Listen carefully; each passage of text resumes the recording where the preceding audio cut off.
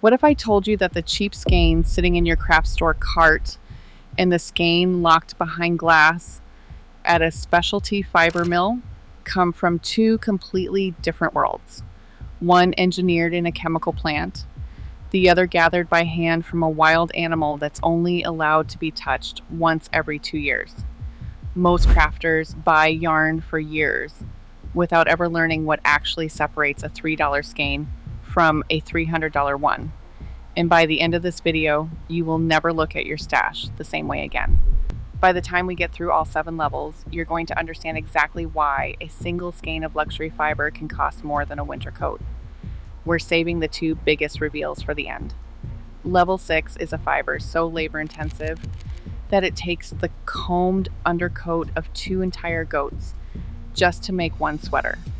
And level 7, the very last one, comes from an animal the Incan Empire considered sacred, an animal once reserved exclusively for royalty, that today produces some of the rarest fiber on the entire planet. Stick around, because once you see where this list ends, you will never complain about the price of Merino again.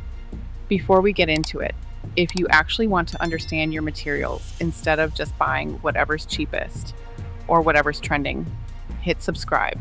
We break down what your money is really buying every single week. No fluff. So let's get into it. These are the 7 levels of yarn, ranked from cheap and cheerful all the way up to museum worthy. Number 1, acrylic, the synthetic workhorse that's probably filling half your stash right now. Acrylic yarn is a petroleum-based fiber that first hit the market in the early 1950s, and it changed crafting forever because suddenly anyone could afford to make a blanket. It's spun in a lab, not grown on an animal, so it's completely vegan. It holds dye in any neon color you want, and you can throw it in the washer and dryer without a second thought. The trade-off is real. Acrylic doesn't breathe like natural fiber. It can pill after a few washes, and it lacks the natural drape that makes a finished garment feel expensive. But here's what nobody tells you. Acrylic earned the budget reputation, but it's also the most practical choice for baby blankets, washcloths, and anything that's going to get destroyed by real life. It's probably sitting in a bin in your closet right now, and there's nothing wrong with that. Number 2, standard wool.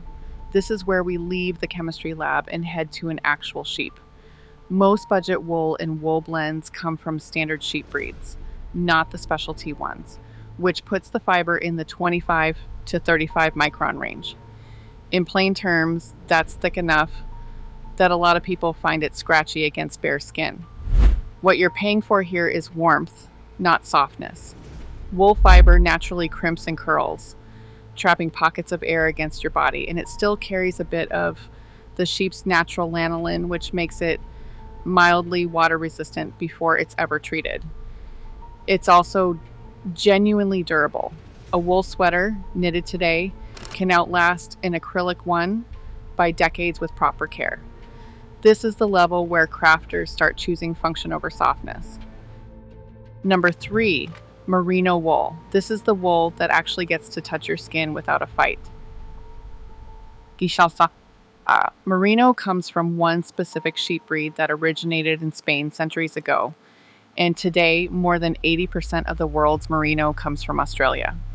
The difference between merino and standard wool comes down to one number: micron count, the actual diameter of the fiber. Fine merino sits around 17 to 19 microns, nearly half the thickness of standard wool, and that's the entire reason it feels soft instead of itchy. Merino also naturally wicks moisture and resists odor, which is why it shows up in hiking socks and base layers, not just sweaters. A skein usually runs $10 to $20, which feels steep next to acrylic until you remember you're paying for a fiber fine enough to wear directly against your neck. This is usually the level where crafters stop buying yarn and start collecting it. Number 4, alpaca. We're officially out of sheep territory. Alpaca fiber comes from a camelid native to the Andes Mountains, and unlike wool, it contains 0 lanolin, which makes it naturally hypoallergenic for people who can't wear regular wool at all. The fiber itself is hollow, like a tiny tube instead of a solid strand. And that hollow structure is what makes alpaca feel lighter than wool, while still trapping more warmth. Depending on the grade, alpaca fiber ranges from about 15 to 40 microns, with baby alpaca sitting in the low 20s, soft enough to rival merino. It also comes in a huge range of natural colors, from white to deep brown to black, without a drop of dye. A skein typically runs $12 to $25. If your stash has one skein you've been saving for a special project instead of using, there's a decent chance it's sitting right there on your shelf. If you're starting to notice the pattern here, every level up this list is really a trade. You're paying more for a finer fiber, off a more specific animal, requiring more specialized work to harvest. If that's clicking for you, do me a favor and hit that like button. It helps this video reach other crafters who are tired of guessing what their money is actually buying. And if you haven't subscribed yet, now's a good time, because the next 3 levels are where things get genuinely wild. Number 5, Mohair. This is the fuzzy, glowing yarn you've seen wrapped around the edge of a sweater like a halo. And that's not an accident. It's the entire point of the fiber. Mohair comes from the Angora goat, a breed named for Ankara, the region in Turkey where it originated. Kid mohair, sheared from young goats, measures around 17 to 27 microns, while fiber from adult goats runs coarser, up into the high 30s. What makes mohair special isn't just softness, it's shine. The fiber has a smoother outer surface than wool, so it reflects light and takes dye in a way that looks almost luminous once it's knitted up. It's rarely sold completely on its own, since pure mohair production is limited and labor-intensive. You'll usually find it blended with silk or wool in lace weight skeins. If you've got a yarn in your stash that looks like it has its own personal lighting, that's mohair. Number 6, Cashmere. Here's the reveal I promised you earlier. Cashmere doesn't come from a sheep or even a specialty goat breed. It comes from the soft undercoat of regular goats raised across Mongolia, Tibet, and parts of China and Iran, and only the undercoat counts. The coarse outer hair gets thrown away. Each goat produces so little usable down per year that it genuinely takes the combed undercoat of 2 or more goats just to gather enough fiber for a single sweater, and in many regions, it's still combed out by hand rather than shorn with machinery. The payoff for all that labor is a fiber that measures around 13 to 19 microns, with the very finest grade sitting right at 13, in a softness that outperforms even fine merino at the same thickness because of how the individual fibers are structured. A single skein can run $30 to $60 or more.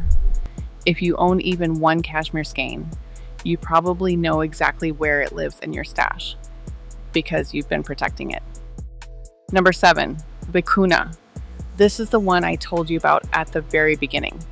And it's not really a yarn so much as it's a piece of history. Vicuña is a wild camelid that lives above 13,000 feet in the Andes Mountains of Peru, Chile, and Bolivia, and it has never been domesticated. During the Incan Empire, Vicuña fiber was reserved exclusively for royalty. Today, the species is protected, and its population has climbed back from around 6,000 animals in the 1970s to roughly 350,000 today, thanks to strict conservation limits. Each animal can only be sheared once every 2 years, and a single vicuña yields only around 200 grams of fiber per shearing.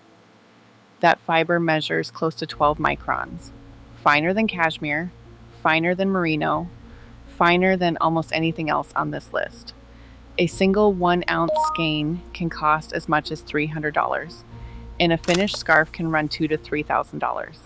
This isn't a yarn you keep in a stash.